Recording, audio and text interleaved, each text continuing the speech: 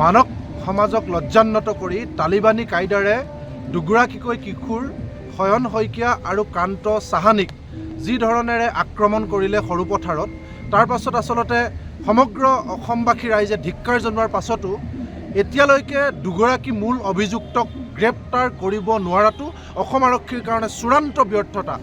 আমি সকলোৱে জানো যে মূল অভিযুক্ত ৰাজু শ্ৰেষ্ঠ বিজেপিৰ নেতা আৰু তেখেতক বিশ্বজিৎ ফুকন ডাঙৰীয়াই সৰুপথাৰৰ বিধায়কগৰাকীয়ে মুকলিকৈ ৰক্ষণাবেক্ষণ দিছিল আৰু ৰাইজৰ বিপুল দাবীত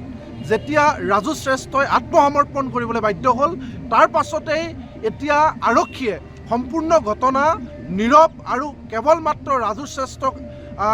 আত্মসমৰ্পণ কৰাৰ পিছত তেখেতক নিজৰ জিম্মাত লৈ এতিয়া দায়িত্ব সামৰিব বিচাৰিছে। আমি দেখিছোঁ যে আন দুগৰাকী সৰু সৰু ব্যক্তিক যোন মূল অভিযুক্ত নহয় তেওঁলোকক গ্ৰেপ্তাৰ কৰি তেওঁলোকে বাহবা ল'ব বিচাৰিছে, কিন্তু ৰাজু শ্ৰেষ্ঠৰ ভাতৃ ৰঞ্জিত শ্ৰেষ্ঠ যিগৰাকী ফিজিকেল ইনষ্ট্ৰাক্টৰ বিজেপিৰ লগতো জড়িত আৰু আনগৰাকী ৰাজু শ্ৰেষ্ঠৰ ভাতৃ শশাংক শ্ৰেষ্ঠ, দুয়োগৰাকীকে ৰঞ্জিত শ্ৰেষ্ঠ আৰু শশাংক শ্ৰেষ্ঠক আচলতে এতিয়া বচাই দিব বিচৰা হৈছে। আমি অসম আৰক্ষীক পোনপটীয়াকৈ সুধিব বিচাৰিছোঁ যে যোৱাকালিৰ দিনটোত দিগন্ত শইকীয়া নামৰ বৰপথাৰ থানাৰ যিগৰাকী OC তেওঁ সাংবাদিককো আক্ৰমণ কৰিছে ৰাজু শ্ৰেষ্ঠক ৰক্ষণাবেক্ষণ দিবলৈ গৈ। ইয়াৰ পাছত আচলতে বৰপথাৰ সৰুপথাৰ আৰু গোলাঘাট আৰক্ষীৰ প্ৰতি ৰাইজৰ কোনো ধৰণৰ আস্থা নোহোৱা হৈছে। আমি দেখিবলৈ পাইছোঁ যে গোলাঘাটৰ SP ৰাজেন সিং ডাঙৰীয়া আৰু বিশ্বজিৎ ফুকন অৰ্থাৎ যিগৰাকী স্থানীয় সৰুপথাৰ বিধায়কে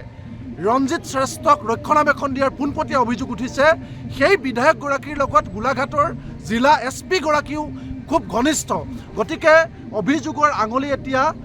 গোলাঘাট জিলা আৰক্ষী অধীক্ষক অৰ্থাৎ SP গৰাকীৰ ওপৰতো উঠিছে। গতিকে আমাৰ স্পষ্ট কথা, গৃহমন্ত্ৰীৰ দায়িত্বত থকা মুখ্যমন্ত্ৰীগৰাকীয়ে পোনপটীয়া হস্তক্ষেপ কৰক। কাৰণ আমি দেখিছিলোঁ ডাইনী হত্যা, সোপাধৰা, পিছল মানুহ ইত্যাদি অন্ধবিশ্বাস এইবিলাকৰ পৰা আমি অসমীয়া মানুহ কিছু আমি আঁতৰি আহিছিলোঁ। এনে সময়ত পুনৰ গোলাঘাট সৰুপথাৰ নিচিনা ঠাইত এই ধৰণৰ জঘন্য কাণ্ড, যি কাণ্ড আচলতে যদি আমি পুলিয়ে পোখালিয়ে উভালিব নোৱাৰোঁ তেতিয়াহ'লে পুনৰ এনেকুৱা ধৰণৰ অৰাজকতাৰ দিশলৈ যাব। গতিকে মুখ্যমন্ত্ৰীয়ে পোনপটীয়া হস্তক্ষেপ কৰি ৰঞ্জিত শ্ৰেষ্ঠ আৰু শশাংক শ্ৰেষ্ঠক তাৎক্ষণিকভাৱে গ্ৰেপ্তাৰ কৰিবৰ কাৰণে আমি দাবী জনাইছোঁ। দ্বিতীয় কথাটো হৈছে যে শয়ন শইকীয়া আৰু কান্ত চাহানী, শয়ন শইকীয়া এতিয়াও মৃত্যুৰ সৈতে যুঁজি আছে সংকটজনক অৱস্থাত যোৰহাটত মেডিকেলত, আৰু কান্ত চাহানী যিগৰাকীক পুনৰ যোৱাকালি নিশা ভৰ্তি কৰোৱা হৈছে কাৰণ তেওঁক শ্বাস প্ৰশ্বাসত আচলতে সাংঘাতিক ধৰণে কষ্ট পাইছে। আমাৰ প্ৰশ্ন, এই দুয়োগৰাকী কিশোৰৰ এতিয়া চিকিৎসাৰ দায়িত্ব কোনে ল'ব, এই বিষয়টো আচলতে এতিয়ালৈকে স্পষ্ট হোৱা নাই। তৃতীয় কথা হৈছে যে আমি বাৰম্বাৰ কৈছোঁ যে ৰাজু শ্ৰেষ্ঠ কেনেকৈ বিশ্বজিৎ ফুকনৰ ঘনিষ্ঠ। মই আপোনালোকক এটা প্ৰমাণ দেখুৱাইছোঁ যে ৰাজু শ্ৰেষ্ঠ কিছুদিনৰ আগতে সৰুপথাৰত অমৃত সৰোবৰ খান্দিবৰ কাৰণে, অমৃত সৰোবৰ পুখুৰী খান্দিবৰ কাৰণে তাত সাংঘাতিক ধৰণে যিবিলাক ঠাইত খেৰবাৰীকে ধৰি যিবিলাক অঞ্চল আচলতে উচ্ছেদ কৰা হৈছে শেহতীয়াকৈ উৰিয়াম ঘাটত, সেই অঞ্চলবিলাকত অমৃত সৰোবৰ খান্দাৰ নামত আচলতে সাংঘাতিক ধৰণে তাৰ পৰা পাথৰ খান্দি বোল্ডাৰ খান্দি চিণ্ডিকেট চলাইছিলে ৰাজু শ্ৰেষ্ঠই, আৰু এই গোটেই ঘটনাবিলাক সৰুপথাৰ বিধায়কগৰাকীয়ে জানে। আৰু তাৰ পাছতে আমি জানো যে এই ধৰণেৰে আচলতে অমৃত সৰোবৰ যি ঠিকাৰ list of Amrit Sarovar constructed in forest area under Golaghat division, ইয়াত যদি 10 নম্বৰত চাই খেৰবাৰী যি ঠাইত উচ্ছেদ কৰা হৈছে সেই অঞ্চলত আচলতে Shri Raju Sahani name of the contractor, এই ঠিকাদাৰৰ নাম হৈছে ৰাজু চাহানী যিগৰাকী মূল অভিযুক্ত। আৰু তেওঁ এয়া চাওক আপোনালোকে, ৰাজু চাহানী খেৰবাৰীৰ অঞ্চলত অমৃত সৰোবৰ খান্দিছিল আৰু লেণ্ড অ'নাৰ হিচাপে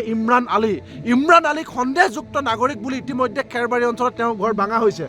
11 নম্বৰটো যদি চাই খেৰবাৰী, তাতো আপোনালোকে চাওক যে তহিবুল আলী, ইব্ৰাহিম আলী, আখতাৰ আলী, আব্দুল ৰহিম আৰু আব্দুল আনন্দ, এই ব্যক্তিসকলৰ ইতিমধ্যে অবৈধ বুলি ঘৰ ভাঙি দিয়া হৈছে, কিন্তু একেই চৰকাৰী ডকুমেণ্টত অমৃত সৰোবৰত লেণ্ড অ'নাৰ হিচাপে দেখুওৱা হৈছে। গতিকে এই অবৈধ কামখিনি কৰিবৰ কাৰণে ৰাজু শ্ৰেষ্ঠক মুকলিকৈ লাইচেঞ্চ দিছিল বিশ্বজিৎ ফুকন ডাঙৰীয়াই। আৰু দ্বিতীয়তে আপোনালোকে চাওক, এই ৰাজু শ্ৰেষ্ঠই ঠিকা পাব লাগে বুলি তেওঁ বিভাগলৈ sub divisional officer Dhanashree sub division কেনেকৈ নটিচ লিখি কাগজ দিছিল, অৰ্ডাৰ দিছিল 26 ছেপ্টেম্বৰ 2022 চাওক যে regarding permission for construction of Amrit Sarovar scheme, ইয়াত চাওক আপোনালোকে Amrit Sarovar scheme which are duly approve by honourable local MLA অৰ্থাৎ স্থানীয় বিধায়কগৰাকীয়ে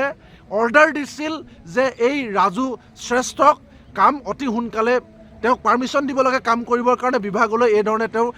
অৰ্ডাৰ দি নটিচ পঠাইছিল গতিকে এই ধৰণৰ নেক্সাছ ৰাজু শ্ৰেষ্ঠৰ বিধায়কগৰাকীৰ মাজত আছে আৰু সেই সূত্ৰে আচলতে ৰাজু শ্ৰেষ্ঠক বচাব বিচৰা হৈছিল কিন্তু ৰাইজৰ ৰুখত পৰাৰ ভয় ৰাজু শ্ৰেষ্ঠই আত্মসমৰ্পণ কৰিলে কিন্তু ইয়াৰ পাছত ৰাজু শ্ৰেষ্ঠৰ ভাতৃ ৰঞ্জিত শ্ৰেষ্ঠ আৰু শশাংক শ্ৰেষ্ঠক এতিয়াও ৰক্ষণাবেক্ষণ দিছে গোলাঘাট আৰক্ষী আৰু পৃষ্ঠপোষকতা কৰিছে বিশ্বজিৎ ফুকনে গতিকে এই গোটেই ঘটনা আমি উচ্চ পৰ্যায়ৰ তদন্ত বিচাৰিছোঁ আৰু অনতি